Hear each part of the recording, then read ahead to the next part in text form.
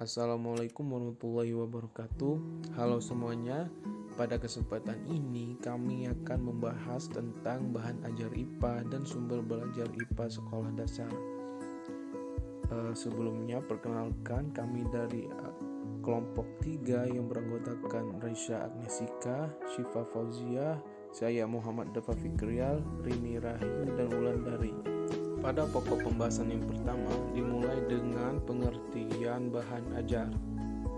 Pembahasan yang pertama yaitu pengertian bahan ajar. Bahan ajar merupakan segala bahan baik itu informasi, alat, maupun teks yang harus disusun secara sistematis dan menampilkan sosok utuh dari kompetensi yang akan dipelajari oleh siswa melalui proses pembelajaran yang mendorong keterlibatan peserta didik secara aktif dan menyenangkan. Jadi, bahan ajar tidak hanya mendorong siswa untuk learning to know, tetapi learning to do, learning to be, dan learning to live together. Selanjutnya, jenis-jenis bahan ajar. Heinisch dan kawan-kawan tahun 1996 mengelompokkan bahan ajar berdasarkan cara kerjanya menjadi 5 macam. Yang pertama yaitu bahan ajar yang tidak diproyeksikan. Contohnya seperti foto, diagram, display, dan juga model. Yang kedua, bahan ajar yang diproyeksikan seperti slide, film strip, overhead transparencies, dan proyeksi komputer. Yang ketiga, bahan ajar audio, contohnya seperti kaset dan juga CD. Yang keempat, bahan ajar video seperti video dan juga film. Yang kelima, bahan ajar atau media komputer, misalnya komputer media instruction dan komputer based multimedia atau hypermedia. Sedangkan menurut Ellington dan Rees tahun 1997, mereka mengelompokkan jenis bahan ajar berdasarkan bentuknya menjadi 7 jenis. Yang pertama yaitu bahan ajar cetak dan duplikatnya, misalnya handout, lembar kerja siswa, bahan belajar mandiri, dan bahan untuk belajar kelompok. Yang kedua, bahan ajar display yang tidak diproyeksikan, misalnya flip chart, poster, model, dan foto. Yang ketiga, bahan ajar display diam yang diproyeksikan, misalnya slide, film strip, dan lain-lain. Yang keempat yaitu bahan ajar audio, misalnya audio discs, audio tapes, dan siaran radio. Yang kelima, bahan ajar audio yang dihubungkan dengan bahan visual diam, misalnya program slide suara, program film strip bersuara, tape model, dan tape realia. Yang keenam, bahan ajar video, misalnya siaran televisi dan rekaman video tape. Yang terakhir yaitu bahan ajar komputer, misalnya komputer assistant instruction dan komputer based tutorial. Selanjutnya yaitu karakteristik bahan ajar. Menurut Rianto dalam Prostowo tahun 2013 halaman 313 menyebutkan bahwa bahan ajar harus memunculkan berbagai karakteristik dasar pembelajaran. Sehingga karakteristik dalam bahan ajar terbagi menjadi 4 macam. Yang pertama yaitu aktif. Aktif di sini maksudnya adalah bahan ajar memuat materi yang menekankan pada pengalaman belajar, mendorong keaktifan siswa dalam pembelajaran baik secara fisik, mental, intelektual maupun emosional, guna tercapainya hasil belajar yang optimal dengan mempertimbangkan hasrat, minat, dan kemampuan siswa sehingga mereka termotivasi untuk terus-menerus belajar. Yang kedua yaitu menarik atau menyenangkan. Artinya bahan ajar memiliki sifat mempesona, merangsang, nyaman dilihat, dan banyak kemanfaatannya sehingga siswa senantiasa terdorong untuk terus belajar. Bahkan siswa sampai terlibat asyik dengan bahan ajar tersebut sampai lupa waktu karena penuh tantangan yang memicu adrenalin siswa. Yang ketiga yaitu holistik, mengandung arti bahwa bahan ajar memuat kajian suatu fenomena dari beberapa bidang kajian sekaligus, tidak dari sudut pandang yang terkotak-kotak. Dengan demikian, keberadaan bahan ajar tersebut memungkinkan siswa dapat memahami suatu fenomena dari segala sisi dan menjadi lebih arif dan juga bijaksana. Yang terakhir yaitu autentik. Autentik adalah karakteristik dari bahan ajar yang menekankan pada sisi autentik atau pengalaman langsung yang diberikan oleh suatu bahan ajar. Dengan kata lain, bahan ajar memberikan sebuah pengalaman dan pengetahuan yang dapat diperoleh oleh siswa sendiri. Selain itu, bahan ajar tersebut memberikan informasi yang kontekstual dengan kenyataan empiris atau fenomena sosial di sekitar siswa. Hal ini berdampak pada kebermaknaan dari materi yang dipelajari. Tujuan pembuatan bahan ajar. Yang pertama, memenuhi kebutuhan peserta didik sesuai kurikulum atau menyediakan materi pembelajaran yang dibutuhkan para peserta didik sesuai kurikulum, yakni bahan ajar yang sesuai dengan karakteristik, setting, atau lingkungan sosial peserta didik. Yang kedua, membantu memberikan alternatif bahan ajar untuk peserta didik. Hal ini bertujuan membantu peserta didik dalam memperoleh alternatif materi pembelajaran, karena terkadang buku pelajaran yang dibutuhkan untuk memenuhi kompetensi para peserta didik sulit diperoleh. Dan yang ketiga, memudahkan guru dalam melaksanakan pembelajaran. Hal ini juga membantu memudahkan tenaga pendidik atau guru dalam proses belajar mengajar. Fungsi bahan ajar. Fungsi bahan ajar bagi tenaga pendidik yang pertama adalah menghemat waktu proses belajar mengajar, karena bahan ajar sudah disusun sesuai kurikulum dan kompetensi yang akan dicapai. Lalu mengubah peran pendidik dari seorang pengajar menjadi fasilitator. Salah satu bentuknya adalah menyediakan bahan ajar, misalnya buku. Lalu meningkatkan proses belajar mengajar. Dalam hal ini, adanya bahan ajar bisa membantu proses belajar mengajar lebih efektif dan interaktif sesuai dengan kurikulum yang telah ditetapkan. Dan fungsi bahan ajar bagi tenaga pendidik yang terakhir adalah alat evaluasi dalam pencapaian atau penguasaan hasil belajar. Evaluasi merupakan pengukuran atau penilaian. Lalu fungsi bahan ajar bagi peserta didik. Pertama, peserta didik dapat belajar tanpa tenaga pendidik atau peserta didik yang lain. Jadi peserta didik bisa belajar mandiri dengan menggunakan bahan ajar. Lalu yang kedua, peserta didik dapat belajar kapan saja dan di mana saja. Dengan adanya bahan ajar, peserta didik bisa belajar kapan saja dan di mana saja, tidak terpatok pada di sekolah. Langkah-langkah penyusunan bahan ajar. Yang pertama, mengidentifikasi faktor yang ada pada kompetensi dasar dan standar kompetensi. Sebaiknya untuk mengidentifikasi dan menganalisis faktor pada kompetensi yang harus diraih, diantaranya adalah menganalisis dan mempertimbangkan faktor kognitif, psikomotorik, dan afektif. Contohnya adalah pada faktor kognitif, di dalamnya terdapat 4 elemen, yaitu konsep, prosedur, fakta, dan prinsip. Lalu yang kedua, menentukan jenis bahan ajar yang cocok untuk kompetensi yang harus diraih. Dengan kebijakan ini, maka guru akan dimudahkan secara tidak langsung. Rencana tersebut diantaranya adalah menganalisis dan mengidentifikasi ranah konsep, afektif, prinsip, prosedur, atau paduan dari materi yang lebih dari satu. Lalu yang terakhir, menentukan referensi bahan ajar. Sesudah memutuskan jenis bahan ajar, tahap selanjutnya adalah memilih referensi dari bahan ajar. Materi dari bahan ajar bisa diperoleh pada media seperti video, internet, jurnal, majalah, dan lain-lain. Guru juga harus berperan aktif dan kreatif agar siswa bisa memperoleh bahan ajar alternatif. Lalu teknik penyusunan bahan ajar cetak. Dalam teknik penyusunan bahan ajar cetak ada beberapa ketentuan yang hendaknya kita jadikan pedoman, yaitu judul atau materi yang disajikan harus berintikan kompetensi dasar atau materi pokok yang harus dicapai oleh peserta didik. Lalu untuk menyusun bahan ajar cetak, ada 6 hal yang harus dimengerti menurut Steve and Ballstein dalam Dignas 2004, yaitu yang pertama, susunan tampilan harus jelas dan menarik. Yang kedua, bahasa yang mudah. Yang ketiga, mampu menguji pemahaman. Yang keempat, adanya stimulan. Lalu kemudahan dibaca, dan yang terakhir materi instruksional. Lalu ada teknik penyusunan bahan ajar interaktif.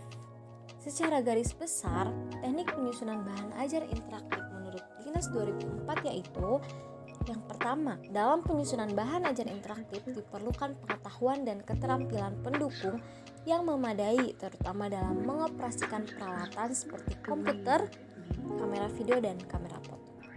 Yang kedua, bahan ajar interaktif biasanya disajikan dalam bentuk compact. Yang ketiga, menurunkan judul dari kompetensi dasar atau materi pokok sesuai dengan besar kecilnya materi.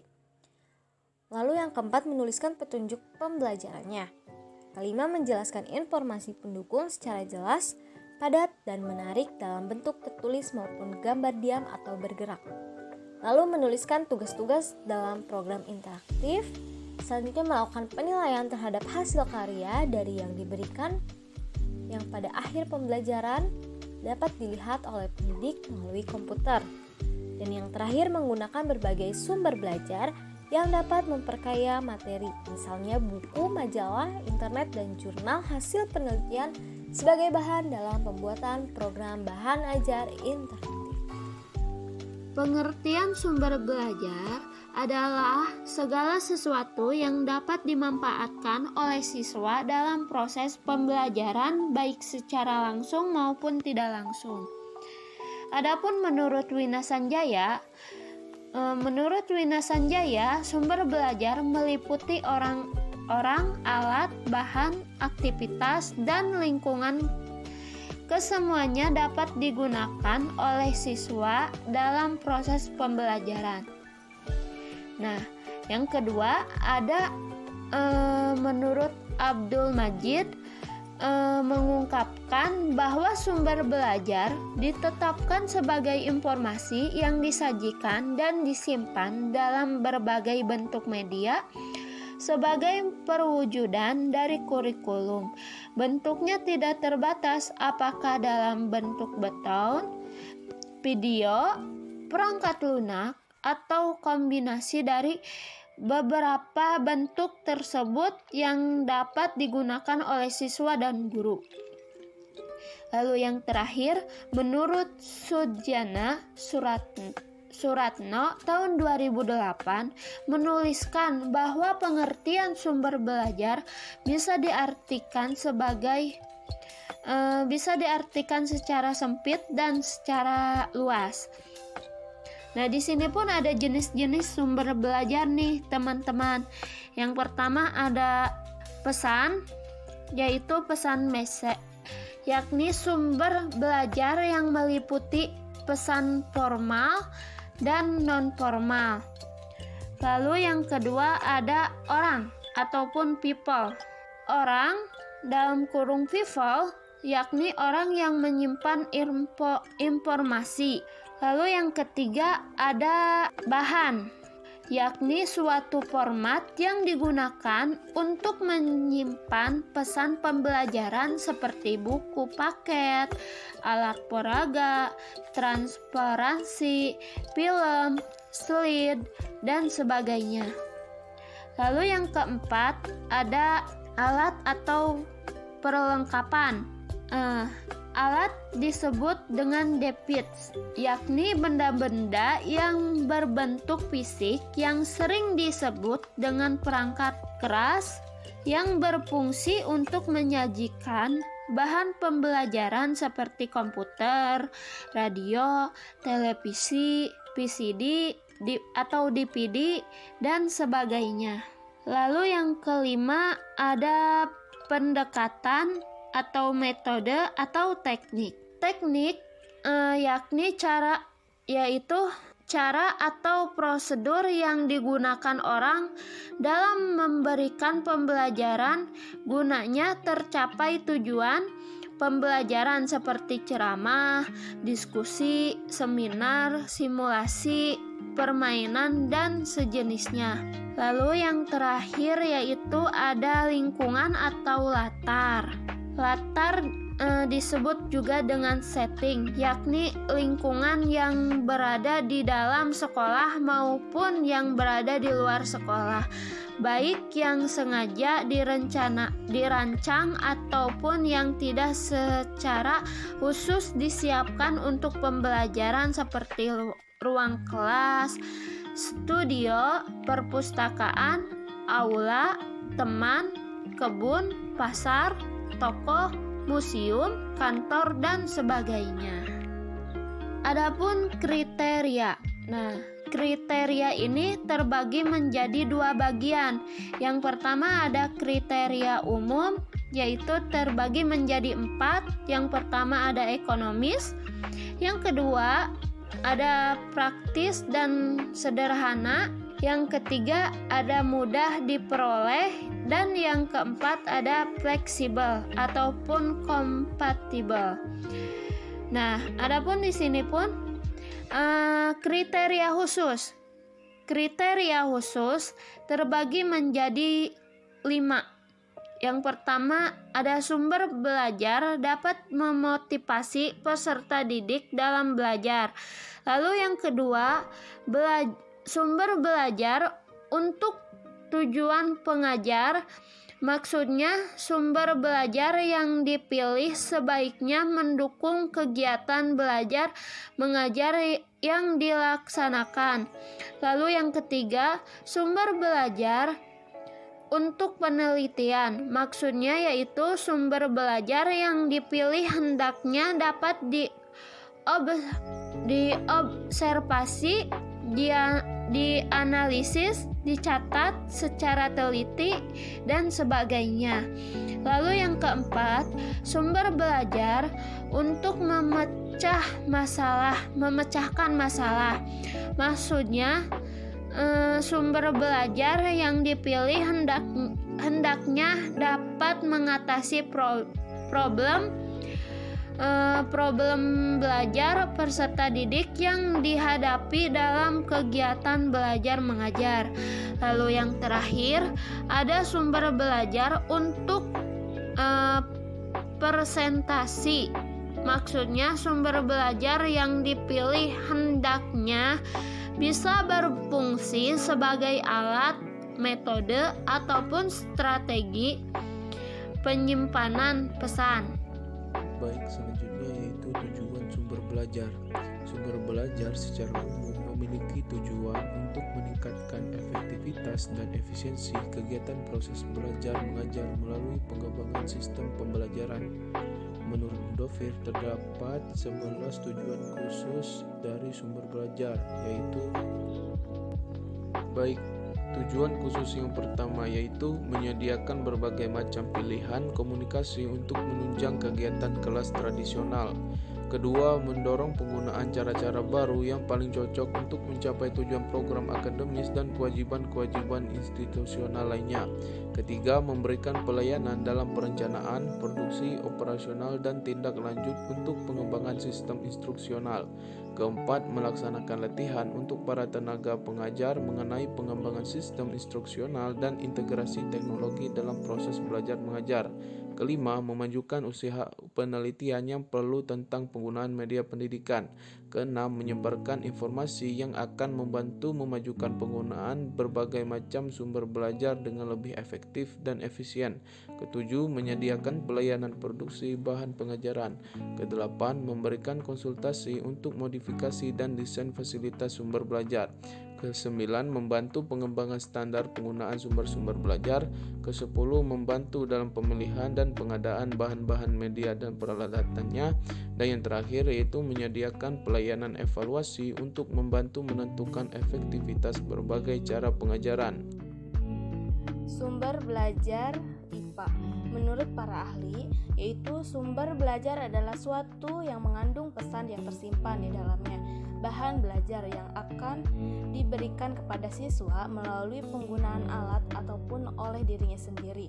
Sumber belajar juga dapat diartikan segala sesuatu baik yang disengaja atau direncanakan maupun yang telah tersedia dan dimanfaatkan secara sendiri-sendiri atau bersama-sama untuk membantu peserta didik dalam melakukan proses pembelajaran. Hafiz 2011. Nah, selanjutnya sumber belajar adalah setiap saran pembelajaran yang dapat menyajikan pesan dan dapat didengar ataupun dilihat seperti radio, televisi, dan perangkat keras lainnya. Itu menurut Suhirman 2018. Nah, selanjutnya menurut Supriyadi 2017, sumber belajar adalah semua sumber termasuk pesan, orang, bahan, alat, teknik, dan latar yang dapat digunakan peserta didik, baik secara sendiri maupun bersama untuk memfasilitasi kegiatan belajar. Selanjutnya yaitu sumber belajar adalah sumber atau asal tempat terbitnya perbuatan belajar sehingga terbentuknya hasil belajar termasuk sistem pelayanan, bahan pembelajaran. Adapun beberapa komponen utama yang mendukung sumber belajar ialah Yang pertama, pesan yang merupakan pembelajaran atau informasi yang diteruskan oleh komponen lain dalam bentuk ide, fakta, arti, data, dan lain-lain. Yang kedua, yaitu orang yang merupakan penyajian atau penyimpanan pesan. Yang ketiga, alat yang digunakan dalam menyampaikan pesan. Dan yang keempat, teknik, prosedur, atau acuan yang disiapkan untuk menggunakan bahan, orang, dan lingkungan untuk menyampaikan pesan kepada peserta didik. Itu menurut Hafiz 2011. Yang selanjutnya yaitu fungsi sumber belajar adalah untuk memberikan kesempatan proses bersosialisasi kepada anak-anak untuk mendapatkan dan memperkarya pengetahuan dengan berbagai alat, buku, narasumber, atau tempat. Penggunaan sumber belajar disesuaikan dengan tingkat kebutuhan peserta didik. Menurut Parmit et al. 2019, adapun macam-macam sumber belajar, yaitu yang pertama, sumber belajar tercetak, yaitu buku, majalah, brosur, koran, denah, ensiklopedia, atau kamus. Nah, yang kedua, sumber belajar non-cetak, seperti film, slide, video, model, audio, transformasi, reality, objek. Nah, yang ketiga yaitu ada sumber belajar yang berbentuk fasilitas, seperti perpustakaan, ruang belajar, lapangan olahraga. Dan yang keempat, sumber belajar berupa kegiatan, seperti wawancara, kerja kelompok, observasi, simulasi, dan permainan. Nah, yang terakhir yaitu sumber belajar berupa lingkungan di masyarakat seperti taman, pasar, pabrik, dan tempat bersejarah. Yang terakhir yaitu kesimpulan bahwa bahan ajar merupakan segala bahan baik itu informasi, alat, maupun teks yang harus disusun secara sistematis dan menampilkan sosok utuh dari kompetensi yang akan dipelajari oleh siswa melalui proses pembelajaran yang mendorong keterlibatan peserta didik secara aktif dan menyenangkan, sehingga peserta didik mampu memahami, menentukan sikap, dan berperilaku sesuai dengan bahan ajar tersebut. Nah, sumber belajar adalah segala sesuatu yang dapat dimanfaatkan atau digunakan seseorang untuk memfasilitasi segala kegiatan belajar, baik itu secara terpisah maupun secara terkombinasi agar dapat mempermudah seseorang dalam mencapai tujuan yang diinginkan. Nah, mungkin itu saja yang dapat kami sampaikan. Kurang lebihnya mohon maaf. Wabillahi taufiq wal hidayah. Wassalamualaikum warahmatullahi wabarakatuh.